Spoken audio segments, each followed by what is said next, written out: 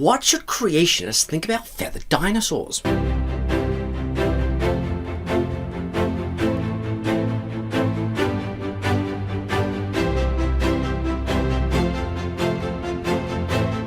Due to its length, I've gone ahead and broken this 2.5-hour live stream down into 4 digestible parts. This is part 1, where Dr. Matt McLain discusses the importance of classification. Well, g'day, it is Ken Colson here, and we are live around the world for the first time with Creation Unfolding.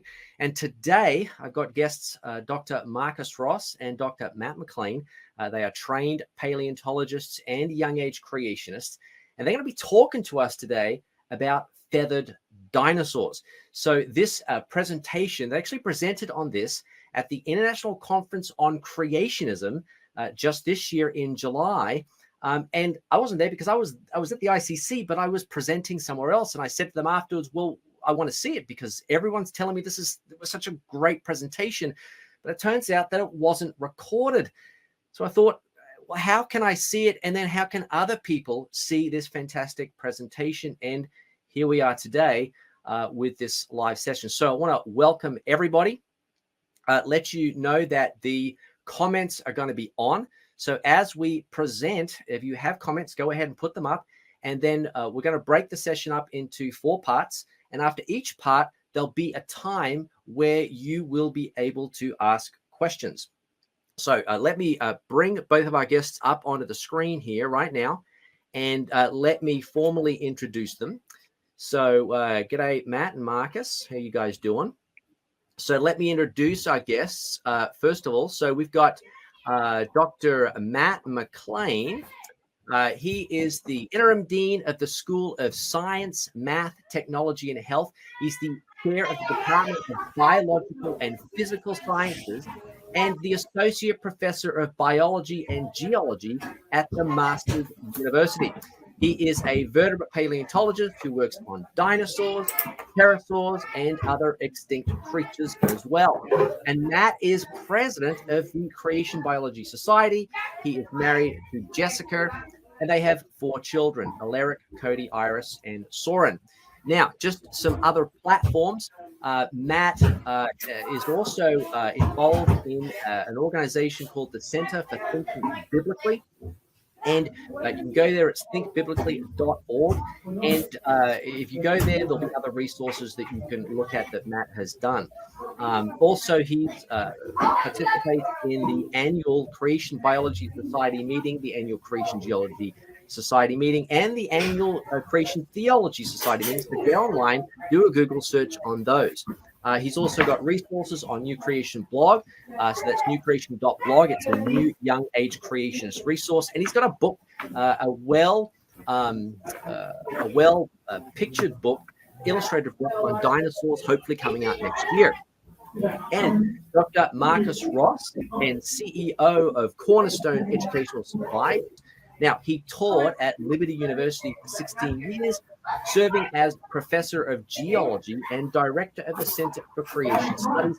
And today, he remains a fellow of the center. His work in creation has touched on paleontology, geology, flood boundaries, and created kinds. Just want to plug Cornerstone Educational Supply. Look, if you're a homeschooler, you're involved in any kind of science, you need some projects, then you need to go to Cornerstone and pick up those supplies. They specialize in custom science kits that fit all different publishers' curriculums and university distance learning courses as well. And you can find them at cornerstone-edsupply.com.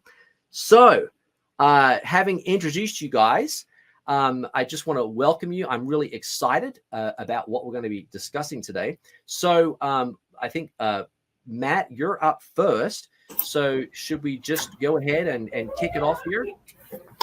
Sure. Yeah, we can do that. You want to put my screen up there so people can see it? Yep. Let me do that. Okay. All right. So, Matt, I'll just let you take it away. Okay. So, like you heard from Ken, Marcus and I presented this at the International Conference on Creationism, feathered dinosaurs and their implications for creation. And this is a 4-part thing.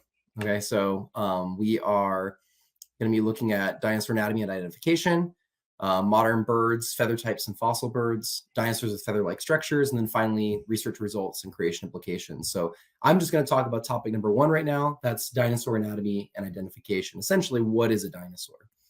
And the first thing we got to think about here is the fact that there's not really like one thing when you think of a dinosaur, right? There's all kinds of different shapes and body plans and diets and behaviors that would be represented by these things. So you can see everything there from tiny arm, big, meat-eating dinosaurs to absolutely enormous long-necked dinosaurs, things with spikes and plates and horns on their bodies. You've got little tiny dinosaurs that have like basically one functional finger, all kinds of really fascinating things happening there. A lot more than just the traditional, we think of, big reptile kind of thing. So we got to ask the question then, well, what is a dinosaur? Why are all those things dinosaurs and not other things, right? So when you go to like Dollar Tree, which is no longer just Dollar Tree, now it's like $1.25 Tree or whatever, but you go and you pick up these little bags of dinosaur toys and stuff, and you can find, they'll say like dinosaurs, and they've got like all these little guys in the bag. And some of these things are imposters. Some of them are not dinosaurs. You can see I crossed them out there. So why do people call these things dinosaurs, and how do we think through them rightly? So when we talk about what a dinosaur is, Dinosauria as a group was named by Richard Owen back in 1842. Richard Owen had 3 dinosaurs that he put in the group. He had Iguanodon, Megalosaurus, and Hylaeosaurus. And Owen said they are characterized by a large sacrum composed of 5 ankylosed vertebrae of unusual construction, by the height and breadth and outward sculpturing of the neural arch of the dorsal vertebrae, by the twofold articulation of the ribs of the vertebrae. The bones of the extremities are a large proportion for size, for saurians. He says they're terminated by metacarpal, metatarsal, and phalangeal bones, with the exception of the ungual phalanges, more or less resemble the heavy pachydermal mammals, so talking about elephants and stuff like that, rhinos and things, and attest the terrestrial habits of the species. So why do I tell you all that? There's not a quiz later. I just want to show you, Richard Owen in the 1840s, he's not just randomly saying, well, these things are dinosaurs, those things aren't dinosaurs. He's actually taking the time, looking at the anatomy, trying to figure out how we classify these things. And Owen is thinking of them as really big, amazing animals that are walking around on land that have similarities with mammals in some ways, even though they're reptiles. So when we typically think about classification as general public people, we think back to what we learned in grade school, right? We talk about Linnaean classification, kingdom, phylum, class, order, family, genus, species, right? So when you think about Dinosauria that way, it's a group of reptiles. A later guy, H.G. Seeley, in the 1880s, he said, well, there's 2 types. There's Saurischians and Ornithischians. So you can see the Saurischian hip on the left there. That's like your meat-eating dinosaurs and your big sauropods, the long-necked ones. And then on the right, you have the Ornithischian condition. So those hips belong to things like Triceratops and Stegosaurus and stuff like that. And Seeley thought these are 2 very different groups of things. They're not actually one thing called dinosaurs. And so there was some debate about that, right? But both of them recognized, as we still do today, that dinosaurs were unique among reptiles, at least the reptiles they knew at the time, for having an erect posture, right? So you think about a typical reptile, like I have a bearded dragon as a pet at home, and he runs around like this. He's got sprawling limbs, and some lizards will even drag their bellies. Crocodilians can walk a little bit higher up, but still, like they're not designed like a mammal, right? Where you see the legs directly beneath the body. Think about a giraffe or a horse or a cheetah. Dinosaurs hold their legs like that. Their legs are directly beneath the bodies, like you would see in a bird or in a mammal. And so that makes them very unique among most of our reptiles. And people recognize that dinosaurs are a type of archosaur. That's a big category of reptiles that would include things like not only dinosaurs, but pterosaurs and crocodilians and all kinds of other stuff. And so Linnaean classification, like I said, what we learned in school, pretty straightforward, right? The kingdom, phylum, class, order, family, genus, species. Big group, you got smaller groups nested inside of bigger groups. Pros for that, hey, it's clear and simple, right? And it emphasizes discontinuity. You can say there's this group and this group and this group, and they're discrete, and that's nice. But there's some cons. There's some drawbacks to Linnaean classification. Number one, it kind of sets up arbitrary boundaries, right? So the order Tubulidentata, that's what the aardvarks are in. okay? We have one living species in one family in one order, Tubulidentata. There's a few extinct aardvarks, but they're basically all the same thing, okay? Contrast that with another order of animals, Coleoptera. That's the order that contains beetles. There are over 400,000 named species of beetles. Not even remotely close when we're comparing one species in order versus 400,000 species in an order. Additionally, Linnaean classification kind of makes things seem more rigid than they really are, right? There's just very clear, distinct groups. When we look at living things, they can be kind of hard to classify sometimes. It also gives us the impression that we know more than we do about fossil animals, right? So we look at the living animals, we're like, well, there's reptiles and birds and mammals, and everything that's a fossil's got to fit in one of those groups. But do we know that for sure, right? And ultimately, Linnaean taxonomy depends on a form of what's called essentialism. This is where you're making the traits and groups, it kind of makes them a little subjective. You're saying like, this is defined by this. Well, what if you find something that's just like these things, but doesn't have that one little trait? What do you do at that point? So when we think about dinosaurs as reptiles, we got to kind of think about what that means, right? Because when we think of reptile today, we think of these 5 living categories of reptiles, right? Our crocodilians, snakes, lizards, the tuatara, and turtles. Modern reptiles are scaly. They're what we call cold-blooded, right? They're typically poikilothermic ectotherms, okay? They're lethargic. They lay eggs. That's what we think of when we think of a reptile, right? So when we use the term reptile, that comes with a lot of baggage, right? And we have to be really careful what we mean when we start applying modern terms to fossil animals, okay? So, in the fossil record, we've got pterosaurs, right? These are flying creatures covered in some, they've got some scaly parts, mainly naked skin, and they've got what looks like little filaments all over. We'll talk about those later. You've got marine reptiles that are giving birth to live young that have blubber, we know from fossils. They certainly seem like warm-blooded creatures. We've got dinosaurs, right, which are walking with erect posture and very active animals, very different than what we see in modern reptiles. Dinosaurs aren't just overgrown lizards, okay? They're fundamentally unique from modern reptiles in many, many, many ways. So you say, well, why do we still call them reptiles at all? Well, because they have lots of skeletal traits that are similar to other reptiles, right? There's a lot of things that are still in common. Well, over time, with evolution coming in and just the more we think about things, people decided, well, we need a different classification scheme. And so cladistics kind of stepped in because cladistics allow people to do phylogenies, which are evolutionary trees, okay? And so with cladistics, what you're doing is you're classifying things based on branches, like in a tree, right? Now, this method doesn't automatically assume common descent when you use it. You can think about it in different ways, but because it's used by evolutionists for phylogenies, you're assuming common descent when you're doing it. And so, for instance, the new definition of Dinosauria with using cladistics and phylogenetics, you say it's the last common ancestor of Triceratops horridus, Passer domesticus, Diplodocus carnegii, and all of its descendants. And that's a very long definition from Barron et al. 2017. And they had to redefine it in 2017 because they did a new phylogeny of dinosaurs, and they recovered ornithischians closer to our meat-eating dinosaurs and the sauropods farther out.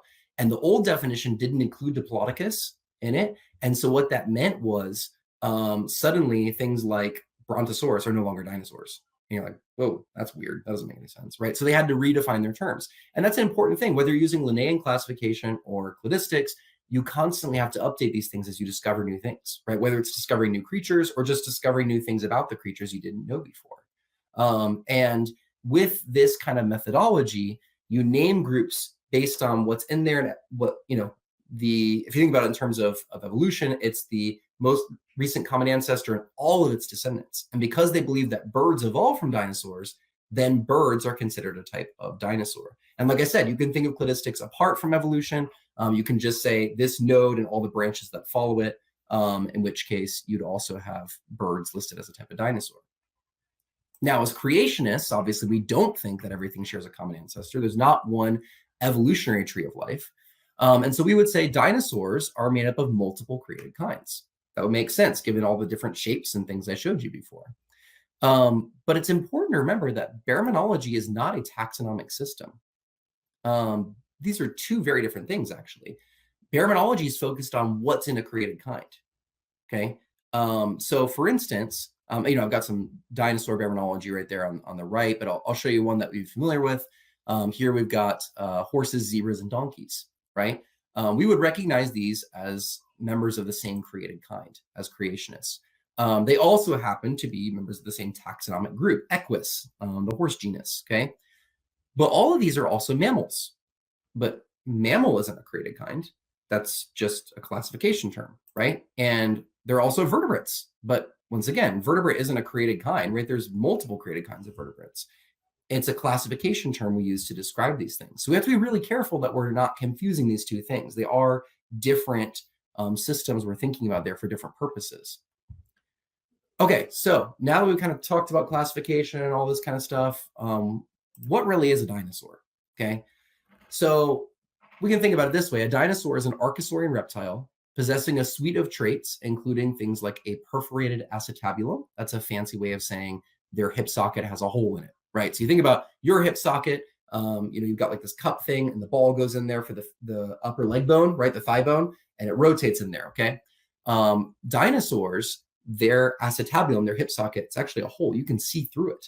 And so the femur just fits right into there. And that's a unique dinosaurian trait. And we also find that in birds. And then dinosaurs possess an erect posture. They have their legs directly beneath their body. And there's other traits we can look at, but I just wanted to keep it really simple. Or you could define dinosaur using that cladistic definition that we saw earlier, the clade that contains Triceratops, Passer, and Diplodocus, the node that unites them, and all animals more branchward from that node. Now, maybe you started listening to this, really hopeful that I'd show you lots of dinosaurs eating people and stuff, and so you weren't paying attention. Hey, here's the too long didn't listen version. Ready?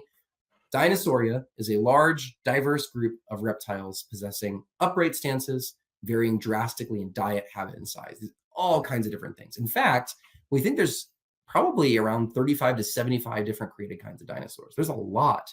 Okay, so when we think of dinosaur, we often think of a type of animal. We think of like a dog, right, or a cat, but we cannot think that way. Okay, dinosaur is a big group of animals. It's something like mammals or amphibians, where you got tons and tons of different types of things that we collectively call a single name. Okay, it's an immense group of creatures full of amazing differences in form and function, well designed by our creator. And as a result, there's lots of extinct things that aren't dinosaurs. Pterodactyls and pterosaurs are not dinosaurs. Swimming marine reptiles like the mosasaurs that Marcus Ross studies, those aren't dinosaurs. And so this is important that we define our terms and think through these things if we're going to get anywhere close to answering this question: what are feathered dinosaurs? Do they exist? How do we think about them? Thank you. All right. Hey, well, thank you so much there, Matt, Dr. McLain. So anyone, if you've got questions, I've got one question here, so let me go ahead and put it up on the screen. So if you guys got questions, go ahead and shoot them to me, and I'll try and get them over there. So here's the first question. Let me see here. All right. Can you guys see that? Yes. So why are Rauisuchians not considered dinosaurs? They look quite similar to Saurischians. Yeah. So Rauisuchians are a group of extinct reptiles in the Triassic. They are archosaurs, along with, like I said, crocodilians and pterosaurs and things like that. Their heads superficially look a lot like a big meat-eating theropod, like an Allosaurus or a T-Rex or something. They're hypercarnivores. They're eating big stuff. They got the serrated teeth, just like a dinosaur. And they do have erect posture. So you might be like, oh, wow, that sounds a lot like a dinosaur, right? But Rauisuchians are pseudosuchians. That means they're in the group closer to crocodilians. So one way you can easily tell is if you look at the ankles. Okay, and we didn't talk about ankles yet, but dinosaurian ankles, okay, are just a simple hinge. Okay, they've got this line between the proximal tarsals with the tibia and then the distal tarsals and the rest of the foot, and it just bends like that. Okay, and that's the same thing you find in birds. Okay, pseudosuchians, so crocodiles and their relatives, including the Rauisuchians, they have a more complicated hinge, and you'll hear it called something like the Kruger-Tarson ankle or the crocodile ankle or different things like that. But basically the hinge line actually makes like a zigzag. It runs like around one of the tarsals and then around the other one. And it's like this funky little thing. And it's hard at first to picture, like, how does this thing even move? But it does. And it works well, right? God's designs work well. And so they have a fundamentally different way that their foot works back there. And so that's a really good tell that you're like, oh, this is a crocodile-like animal pretending to look like a dinosaur, right? It's trying to deceive us, trying to trick us, but it's not actually a dinosaur. Okay, excellent. Fantastic answer. So I hope that that answered your question. Here's another one. Good evening, gentlemen. What would be an example of a creature that strongly resembles a dinosaur but is distinct? So we just mentioned Rawasuchians. That'd be a good example. There's other fun things like that. And actually, one of our Rawasuchian-like animals, Pterodosaurus, for a long time was thought to be a dinosaur. And then they later discovered that it wasn't. You have, there's some other Triasaur-Archosaurs like that, like Aidosaurs, which are like armored ones. They got spikes and stuff, so they look a lot like our armored dinosaurs. Or something like the Erythroseuchids or different groups like that. Marcus, I don't know if you've got anything that pops into mind. Yeah, it's a good question. And I'm not sure if they're wondering, is there's an example of a living creature that's similar to a dinosaur but distinct. But of course, other things that Matt had mentioned, there are things that aren't dinosaurs that end up in your bag of dinosaurs from Dollar Plus tree. We'll start calling it that, see if it catches on. Like the pterosaurs that Matt studies. Lots of people think those are flying dinosaurs, and it turns out, no, they're very, very similar to dinosaurs in a lot of ways. They're one of the most similar groups to dinosaurs, but they've got leg constructions, skull constructions that are slightly distinct from them. And of course, the marine reptiles, all the swimming marine organisms, whether they're the mosasaurs, which are actually in the lizard group, they're actually true lizards. And would be kind of similar to like a Komodo dragon or a snake, somewhere like in between those two. So even though they're in your book on dinosaurs, not everything in there is going to be a dinosaur. Your plesiosaurs, your ichthyosaurs are all going to be non-dinosaurian organisms. Cool. Excellent. So, all right. So why don't we flip over to Marcus? I don't know. Is there anything you want to add, Marcus, to what's been said at all? Oh, I think Matt did just fine there. Nothing for me to add on that one. All right, cool. Okay, so why don't I go ahead and switch you in here? So that's your presentation, I believe. Yep. And I'm going to remove myself here. So you go ahead and get started. And again, so for this next section, if anyone has questions, go ahead and stick them up on the screen, and I'll try to get them to the speakers. Okay. That's the end of part 1. Please don't forget to join me for part 2, where Dr. Marcus Ross will talk about modern birds and feathers, what they are and their structures. Now, before you go, please make sure to hit that like button. Press the subscribe button and ring the bell for easier access to more videos as I upload them. Look, if you want to give, there's a PayPal button in the description. That would be great. And of course, as always, I'd really appreciate prayer. Thank you and goodbye.